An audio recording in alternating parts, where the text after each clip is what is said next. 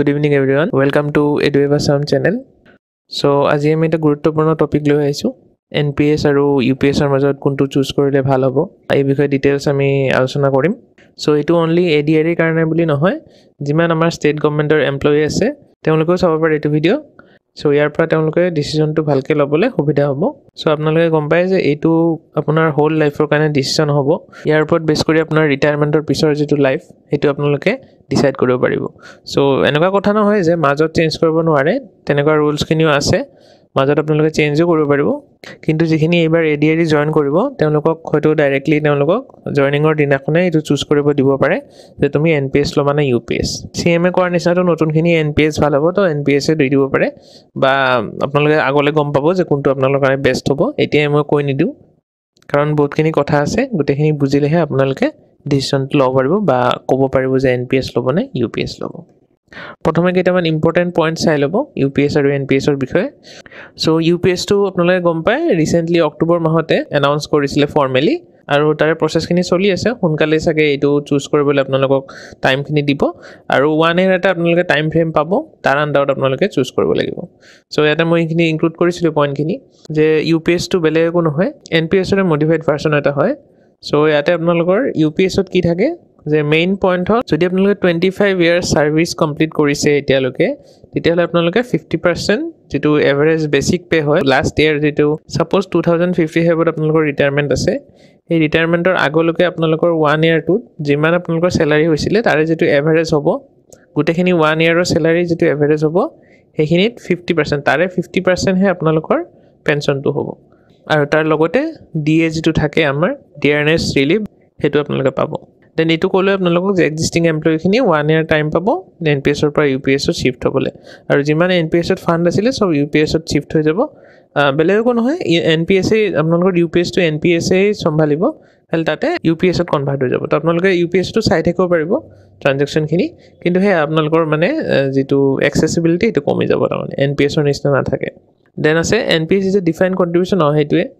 NPS টো defined contribution থাকে আপোনালোকৰ 10% আৰু 14% আৰু UPS টো 10% আৰু 18.5% থাকে কিন্তু হে 18.5% ৰ ওপৰত আপোনাৰ একো মানে কন্ট্ৰোল নাই মানে সো NPS ত কিন্তু দুটাৰ ওপৰতে আপোনাৰ কন্ট্ৰোল আছে দুটা মিলি পেলাই আপোনালোকৰ কৰ্পাস হ'ব তাৰ পৰা ক্যালকুলেট হ'ব সো তেনেকুৱা সো UPS ত যদি গভৰ্ণমেণ্টে 30% ও কৰি দিয়ে তো আমাৰ একো তাতে লাভ নাই দেন অকৰ্ডিং টু CM নতুন এমপ্লয়ি খিনিৰ কাৰণে NPS এ ভাল হ'ব তাৰ পিছত ইম্পৰ্টেন্ট কথা এটা কও যে OPS টো যিমানে NPS UPS যিমানে ভাল নহওক কিয় OPS ৰ মানে টক্কৰ হ'ব নোৱাৰে আৰু NPS ত আপোনালোকৰ যেটো কৰ্পাস আছে হেতু হয়তো 1 crore বা 2 crore হ'ব পাৰে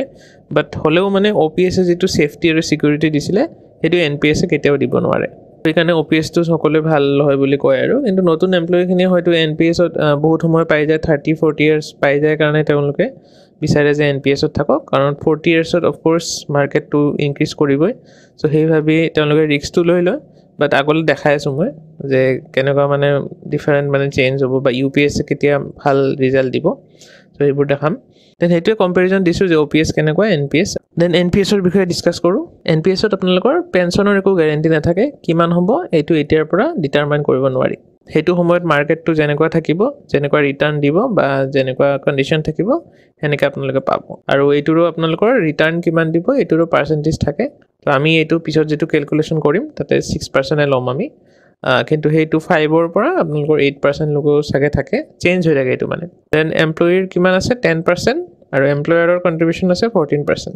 বেসিক প্লাস DA কৰি পেলাই যেটো তাৰে 10% হ'ব এটো এমপ্লয়িৰ কন্ট্ৰিবিউশন আৰু বেসিক প্লাস DA কৰি 14% যেটো হ'ব হেতু এমপ্লয়াৰৰ contribution then corpus accumulated is invested in market link instrument কি ইনস্ট্ৰুমেন্ট থাকে ইকুইটি থাকিব কৰ্পোৰেট বন্ডছ থাকিব আৰু গভৰ্ণমেন্ট সিকিউৰিটি থাকিব একেটা বস্তুত মানে তাতে ইনভেস্ট কৰে আৰু এটো ইনভেষ্টটো আপোনালোকে কৰিব না লাগে তেওঁলোকে গভৰ্ণমেন্টৰ ফালৰ পৰা ফান্ড মেনেজাৰ চুজ কৰিব তেওঁলোকে এটো চলাই থাকিব দেন ৰিটায়াৰমেন্টৰ সময়ত আপোনালোকৰ কি হ'ব সক NPS ৰ ক্ষেত্ৰত up to 60% যেটো কৰ্পাস হ'ব আপোনালোকে 10% 14% যেটো আছে এখিনি গুটেখিনি মিলাই যেটো কৰ্পাস হ'ব যেটো মানে এমাউন্ট হ'ব তাৰ পৰা 60% আপোনালোকে ডাইৰেক্ট উঠাই ল'ব পাৰিব লামসাম হিচাপে আৰু 40% যেটো থাকিব হেতু আপোনালোকে মানে এনুইটি বুলি কয় এনুইটি মানে কি কোনোবা এটা ফাৰ্মৰ লগত আপোনালোকে মানে এপ্লাই কৰিব তেওঁলোকে আপোনালোকক মান্থলি এটা পেনশন এমাউন্ট দিব তো সেইটোৱে এনুইটি তেওঁলোকে মানে বেলেগ বেলেগ ৰেট থাকে তো সেইটো ৰেটত মানে আপোনালোকক পেঞ্চনটো দি থাকিব আৰু 60% যিটো আছে সেইটো আপোনালোকে ডাইৰেক্টলি পাব সেইটো আপোনালোকে ফিক্সড ডিপোজিট একাউণ্টত মানে ইনভেষ্ট কৰি পেলাই তাতে আপোনালোকে তাৰ পৰা ইণ্টাৰেষ্টটো লৈ থাকিব পাৰিব then pension amount to depends on corpus accumulated and annuity rate আপোনালোকে annuity scheme কোনটো ল'ব আৰু annuity rate টো কি থাকিব হেতুৰ ওপৰত ডিপেন্ড কৰিব 4 to 7% বা 4 to 8% যি থাকে আৰু হেতু সময়ত যিটো থাকে 4 তকে তললৈ নাহে 4% মিনিমাম থাকিব তাৰ পিছত no DA included in payout এইটো মেইন পইণ্ট NPS ত যিটো পেনশন পায় তাতে আপোনালোকৰ DRNS allowance বা DRNS relief যিটো থাকে হেতু তাতে ইনক্লুড হৈ নাথাকে সো এইটো এটা ডাঙৰ ডিফাৰেন্স মানে UPS ৰ তুলনাত ইয়াতে DA টো নাথাকে দেন ডেথ বেনিফিট কেছে চাওক নমিনি যোন থাকিব তেওঁ একুমুলেটেড কৰ্পাছ পাব বা ফ্যামিলি পেনশনো পাব পাৰে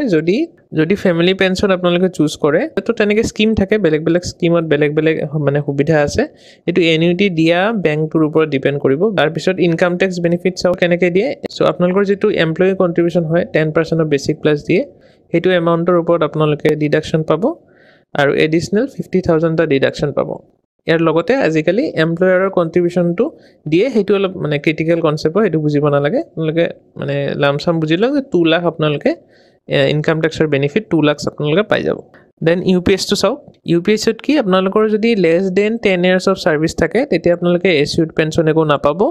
অনলি লামসাম যেটো আপোনালোকৰ মানে একুমুলেট হ'ব হেখিনি আপোনালোকে পাই যাব Suppose 5 লাখ 7 লাখ এনেকুৱা আপোনালোকৰ হ'ব হেখিনি আপোনালোকে মানে ৰিটাৰ্ন পাই যাব বা কম হ'ব পাৰে মই জাস্ট এনে থুলমুলটা কৈছো যিমানখিনি এলাউড লিমিট থাকে হেখিনলৈকে দিব সো এটো মানে প্ৰপৰচনেট ভ্যালু হ'ব বা তেওঁলোকে ডিসাইড কৰিব যে কিমান আপোনালোকক দিব সো এটো আপোনালোকৰ ফিক্স নহয় সো 10 ইয়াৰ্সৰ তলত ললে আপোনালোকৰ এনো লস হয় আৰু মই এটো ডিসকাসও কৰা নাই আৰু হেতু হেনেকুৱা মানুহ বহুত কম থাকিব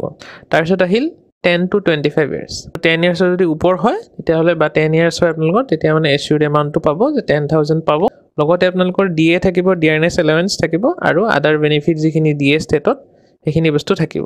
তাৰ পিছত লামসাম পেমেন্টটো আপোনালোকৰ যিমান একুমুলেট হল তাৰ পৰা যিমানখিনি এলাউ কৰে মানে বেংক বা যেটো ইনষ্টিটিউট আছে হেখিনি আপোনালোকক দিব এটা এলাউড লিমিট থাকিব তাৰ ওপৰত ডিপেন্ড কৰি হ'ব হেতু মই পিছত বুজাইছো দুটা বস্তু আছে মানে সো এতিয়া কনফিউজ নকৰো পিছলৈ মই কম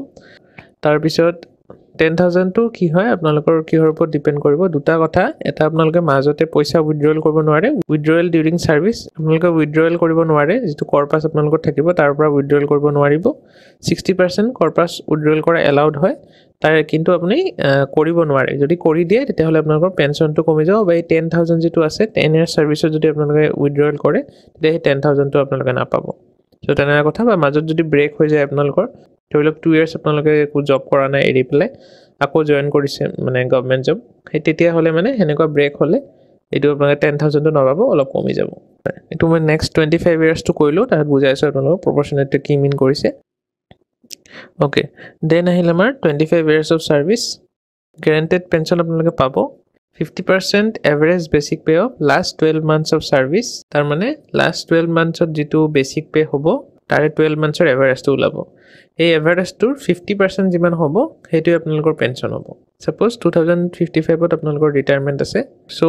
তাৰে 1 ইয়াৰ আগত মানে 2054 আৰু 55 ৰ ভিতৰত আপোনালোকে 1 ইয়াৰত যিমানখিনি পাইছে বেসিক পে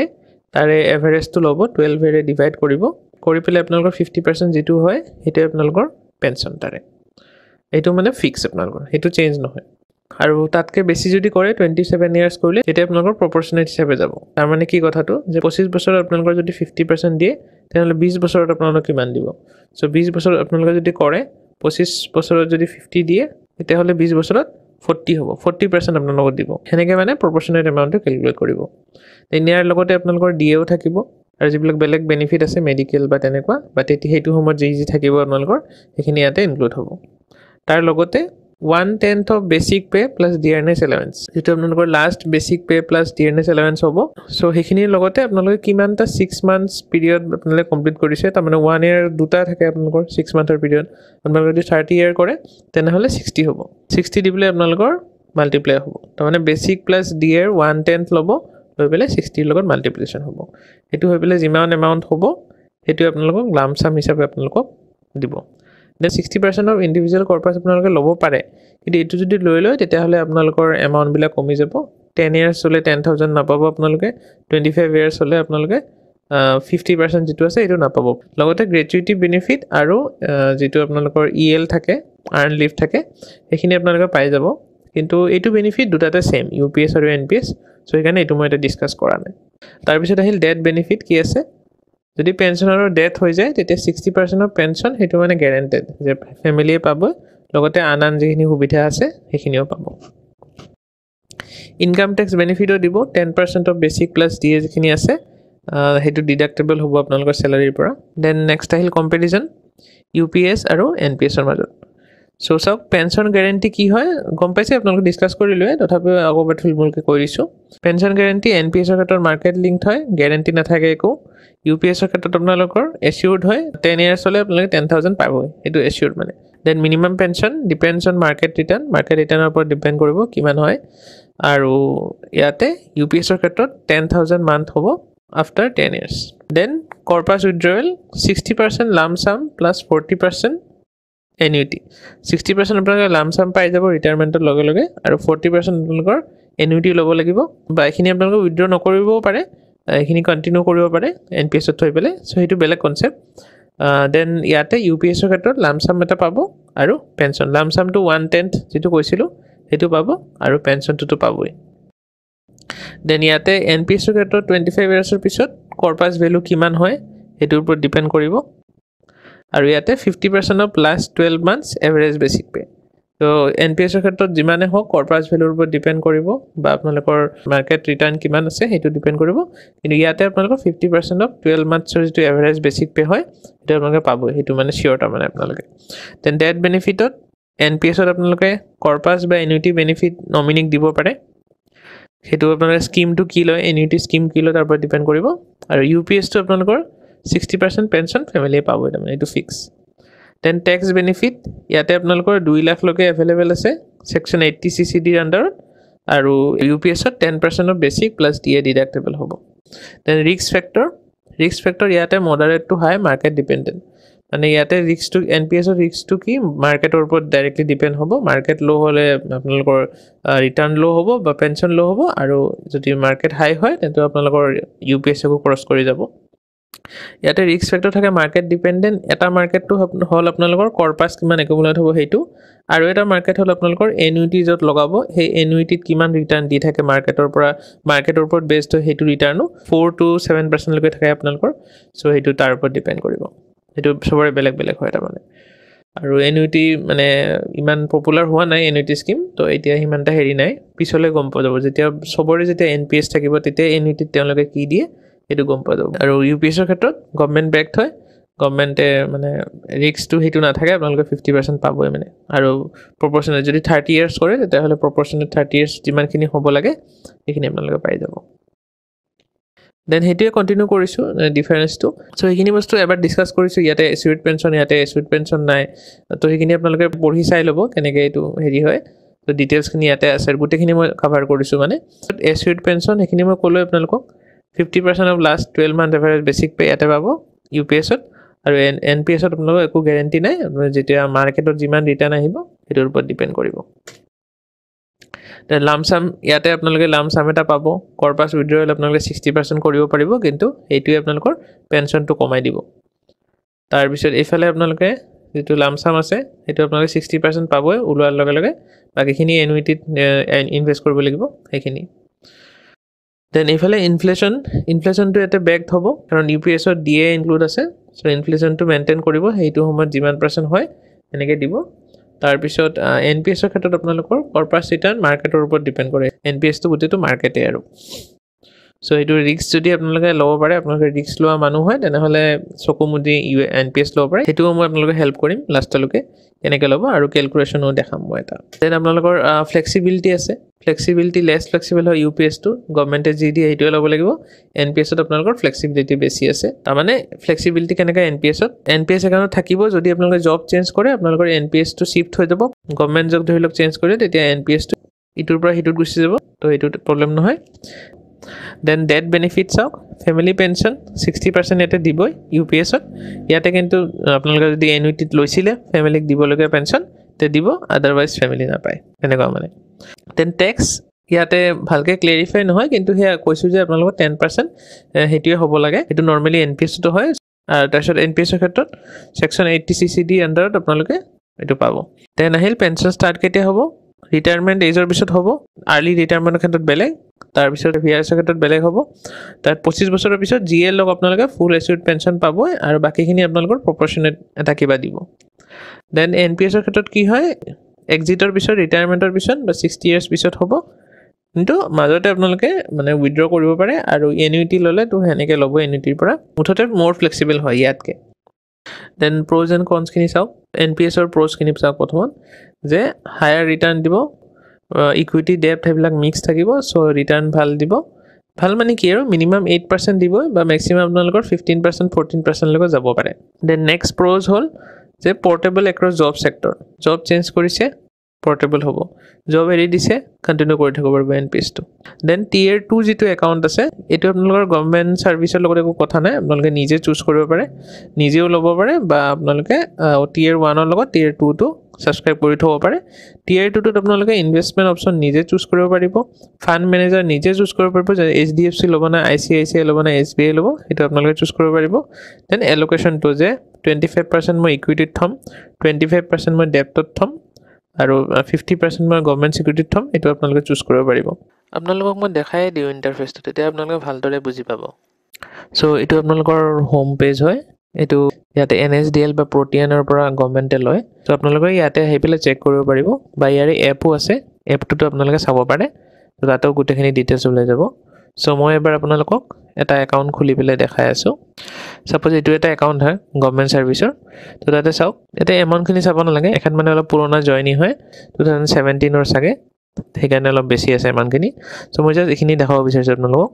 যে এইখিনি বস্তু আপোনালোকে যদি Tier 1 একাউণ্ট হয় বা গভৰ্ণমেণ্টৰ হয়, তেতিয়া আপোনালোকে এইখিনি মানে কণ্ট্ৰল কৰিব নোৱাৰে। ইয়াত কিমান আছে কি আছে কণ্ট্ৰল কৰিব নোৱাৰে। যেনেকৈ ইনভেষ্টমেণ্ট অপশ্যন এটা মডাৰেট দি থৈছে, আপুনি এইটো চেঞ্জ কৰিব নোৱাৰে, এইটো গভৰ্ণমেণ্টে নিজেই ডিচাইড কৰে।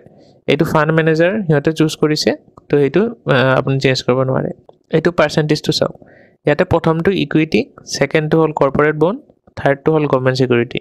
চ' ইয়াতে ইকুইটিত 50% ৰাখিছে, ইকুইটিত 50%, 25% আৰু 75% ৰাখিব পাৰি। তো 75%টো বেছি এগ্ৰেছিভ হৈ যায়, 50টো মডাৰেট, তো তেওঁলোকে মডাৰেট ৰাখিছে মানে। আৰু আপোনালোকৰ লাভ বেছি হ'বলৈ ইকুইটিত ৰাখিব লাগিব, কাৰণ যদিও আপোনালোকৰ ইকুইটিটো ছেফ নহয়, কিন্তু ইকুইটিত আপোনালোকে ৰিটাৰ্ণ বেছি পাব। চ' সেইকাৰণে মানে ইকুইটিৰ ওপৰত মানে মেইন খেলটো ইয়াতে হয়, সেইটো কম বেছি কৰি পেলাই মানে এইটো মেনেজ কৰি থাকে মানে। তাৰপিছত ইয়াতে আপোনালোকে চাওক, একাউণ্টটো Tier 2 একাউণ্ট খুলি ল'ব পাৰে, বা Tier 2 টেক্স ছেভাৰ একাউণ্ট খুলিব পাৰে। চ' এইটো একাউণ্টত কি হ'ব, আপোনালোকে এইখিনি বস্তু নিজে কণ্ট্ৰল কৰিব পাৰিব, এই ফাণ্ড মেনেজাৰ, ইনভেষ্টমেণ্ট অপশ্যন, আৰু এইটো মানে এল'কেশ্যন পাৰ্চেণ্টেজটো। আৰু এটা প্ৰফাইল মই দেখাই দিছোঁ, এইটোতো আপোনালোকৰ NSDL-ৰ হয়, মই এটা কেফিনটেক বুলি এটা আছে, দুটা কোম্পানীয়ে দিয়ে মানে, তো সেইটো কোম্পানীৰো ইণ্টাৰফেচটো দেখাই দিছোঁ। চ' ইয়াতে চাওক তেনেকৈ 25% আৰু বাকী এইখিনি দিয়া আছে। চ' এইটো চাওক, এইটো মই দেখাব বিচাৰিছোঁ, ইয়াতে চাওক 25%, 45% আৰু 30% আছে। ইয়াত চাওক এইকেইটা ফাণ্ড মেনেজাৰ হয়, ইয়াৰ পৰা আপোনালোকে যিকোনো ফাণ্ড মেনেজাৰ এটা চুজ কৰিব পাৰে। দেন এইকেইটা এক্টিভ, অটো আৰু বেলেঞ্চড আছে। অটোটোত আপোনালোকৰ ফাণ্ড মেনেজাৰটো নিজে চুজ কৰিব, যিটো বেষ্ট চলি আছে।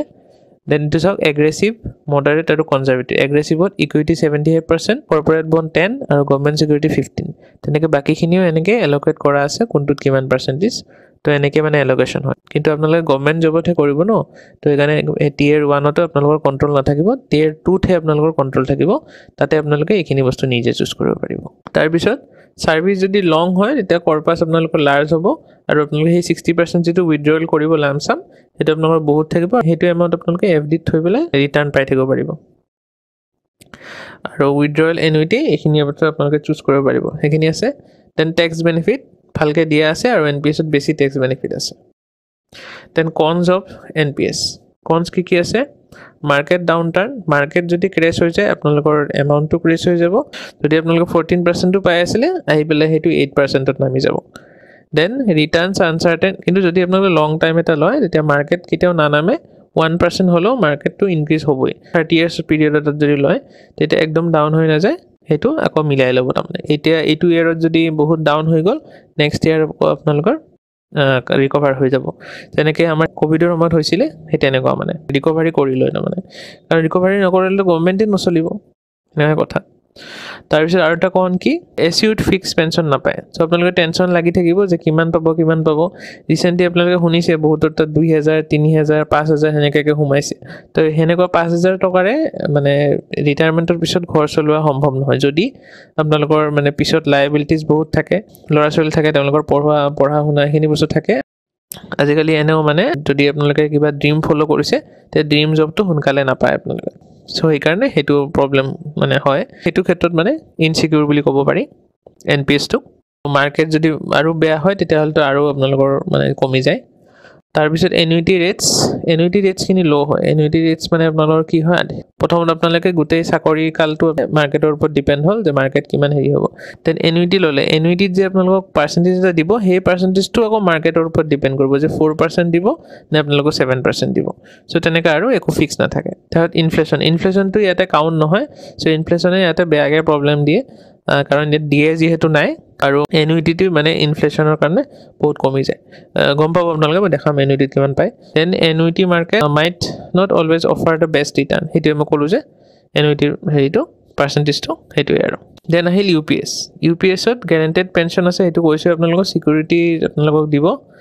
দেন ইনফ্লেশন ইনডেক্সেশন এনসিউৰছ পেনশন হেতু মানে দিয়ে হয় দিয়ে দিব আপোনালোকক দেন 18.5% এটো বাৰু ইমান কথা নাই সো 18 এটাই কাম কৰিব যে গুটে যেটো আপোনালোকৰ এমাউন্ট থাকিব তাৰ ওপৰত মানে পাৰ্সেন্টেজটো মানে লাগি যাব যেটো ৰিটাৰ্ণ আহিব এই গুটে এমাউন্টৰ ওপৰত হ'ব হেতুৱে আৰু কিন্তু হেতুটো হে গৱৰ্ণমেন্টৰ লগত থাকিব ৰিটাৰ্ণটো তো আপোনালোকৰ এটো কোনো বেনিফিট নহয় দেন বেটাৰ ফৰ ৰিস্ক এভাৰ্স পিপল যোনে ৰিস্ক লব টান পায় তেওঁলোকৰ কাৰণে এটো ভাল হ'ব প্ৰেডিক্টেবল ইনকাম তেওঁলোকে পাই থাকিব দেন ফ্যামিলি পেনশন 60% এটো তাতে দি থাকা নাই তো এটো এটা ডাঙৰ বেনিফিট যদি আপোনালোকৰ ফ্যামিলি ডিপেন্ডেন্ট মানুহ বহুত আছে আপোনালোকৰ ওপৰত আৰু আপোনালোকে যদি বিচাৰে যে তেওঁলোকৰ এটা সেফ এটা হেৰি থাকক দেন এটো লোৱা আপোনালোকৰ বেটাৰ হ'ব দেন কনস কি আছে সব টোটাল পে আউট ৰিটাৰ্ণ খিনি কম হ'ব ফ্লেক্সিবিলিটি কম আছে ইয়াতে দেন 25 ইয়াৰ্স কৰিলেহে 50% এটা ৰিটাৰ্ণ আহিব নেক্সট আছে আপোনালোকক উইথড্ৰয়েল অফ কৰ্পাস হেতু যদি আপোনালোকে উইথড্ৰয়েল কৰি লয় তেতিয়া পেনশনটো কমি যায় এটো প্ৰবলেম সো এখিনি আৰু প্ৰ'জ এণ্ড কনস আছিল দেন কেনেকে ডিসাইড কৰিব হেতুলৈকে আহি যাও হেকিনতে আপোনালোকে বুজিলে যে কেনেকা হয় কোনটো স্কিম কি হয় বা যদি বুজা নাই আকৌ এবাৰ আপোনালোকে বেক কৰি চাব মই যিমান পাৰি সিম্পল ভাষাত দিব চেষ্টা কৰিছো তো চাই লব তেনেকে স্ক্ৰিনশ্বট মাৰি লব পাৰে আপোনালোকে ইমান বাৰু কথা নাথাকে আপোনালোকে বুজি ললে হল বাকিখিনি মই গুটেখিনি গাইড কৰি আছো আপোনালোকক then how to decide practical guide প্ৰথমে আপোনালোকে এস্টিমেট কৰিব যে কিমান বছৰ আপোনালোকৰ আছে যদি ৰিটায়াৰমেন্ট নেয়াৰ থাকে লেট 40s বা 50s আপোনালোকে জয়েন কৰিছে বা আছে এতিয়া যিখিনি পুৰণা এমপ্লয়ি যিখিনি 50s আছে তেওঁলোকৰ কাৰণে ইউপিএছ টো প্ৰেফাৰেবল হ'ব ধৰিলক 10 ইয়াৰ্স তেওঁলোকৰ কাউন্ট হৈ আছে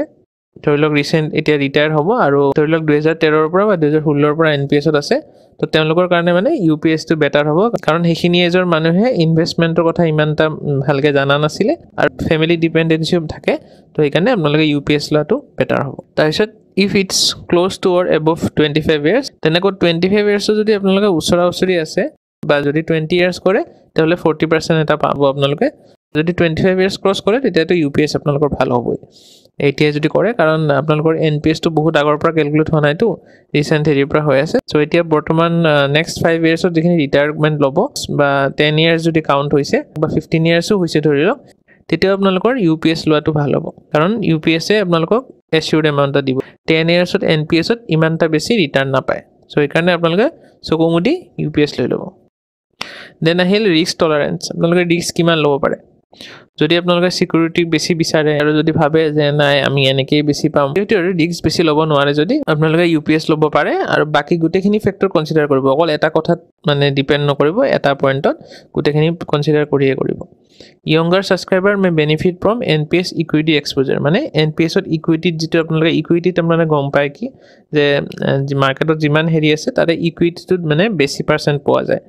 মানে ৰিস্ক বেছি থাকে কিন্তু ৰিটাৰ্ণ তাতে বেছি হয় তো এই কাৰণে ইয়াঙ্গাৰ খিনিয়ে মানে ৰিস্ক টু ৰিটাৰ্ণ দুটাই মানে ল'ব বিচাৰিব কিন্তু হে মানে দুটা মাজত থাকিলে হল মানে ৰিস্ক বেছি ল'ব নালাগে আৰু মানে নোলোৱাকেও থাকিব নালাগে তাৰ পিছত হল চেঞ্জ ইন গভৰ্নমেন্ট ধৰিলক এতিয়া ৰিসেন্টলি যেতিয়া ইলেকশন হৈছিল আমাৰ জেন্ডাৰ ইলেকশন তেতিয়া কোনোবা এটা পাৰ্টিয়ে কৈছিলে যে আমি ওপিএছ টো আকল লৈ আহিম তো তেনেকে যদি এনপিএছ আপুনি ভাবি আছে ওপিএছ টো যদি কম্পালসৰি কৰি দিয়ে তেতিয়াতো আপোনালোকৰ NPS-ৰ যিটো লং টাৰ্ম ভাবিছিলে সেইটোতো আপোনালোকৰ নহ'ব তো এইটো মই জাষ্ট ছাপ'জ কৈছোঁ আৰু এইটো পইণ্টত আপুনি ডিচাইড নকৰিব